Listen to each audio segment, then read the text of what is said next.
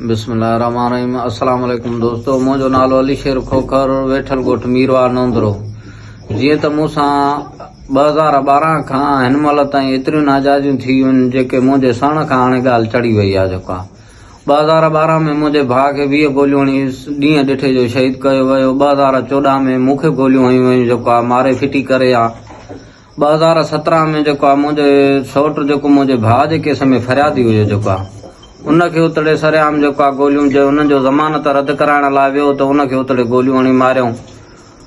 इहो असां सां पए थींदो ईंदो आहे। जेको उनखां अलावा केतिरा ई हुननि कूड़ा केस कया त इन्हनि केसनि तां हथो खणो। पोइ बि असां कानून जो सहारो वरितोसीं जंहिंमें कोर्ट जे थ्रू असांखे पुलिस कस्टडी मिलंदी, जेको असां पुलिस कस्टडी में वेंदासीं हाज़ुरनि ते। उनखां पोइ उन्हनि खे एम करे कूड़ो केस हिकिड़ो असांखे हणाए जेके असां केसनि में शाहिद फिरियादी ऐं उन्हनि जा नाला ॾेई त जीअं हीअ केस ते न अचनि त असां आज़ादु थी वञूं। उनमें अब्दुल कादिर खोखर जेल मां मूंखे फोन करे चयो त 2024 में मां तोखे अहिड़ो तोहफ़ो ॾींदुमि जो ज़िंदगीअ में तोखे मिलियो ई न हूंदो।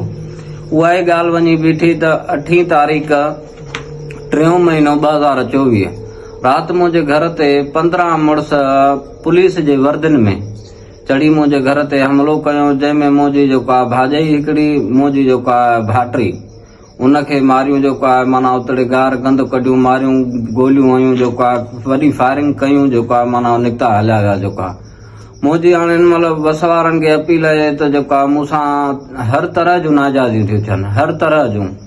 मां एतिरो परेशान तंग थी चुको आहियां, छा कयां। सभिनी वसारनि खे अपील आहे त हीउ मुंहिंजो रिकॉर्ड माना वधि में वधि शेयर कयो त जीअं हुन जज साहिबान वटि बि पहुचे। मुंहिंजो 2012 खां वठी 24 ताईं मुंहिंजा 3 मुड़ुस मोहल आहिनि, उन में 12 साल थी विया त मूंखे अञा को बि इंसाफ़ न मिलियो आहे।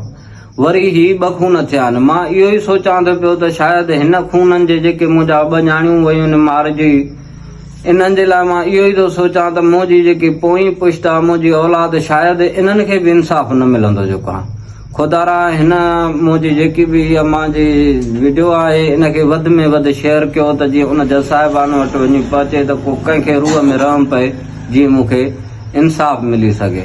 महिरबानी।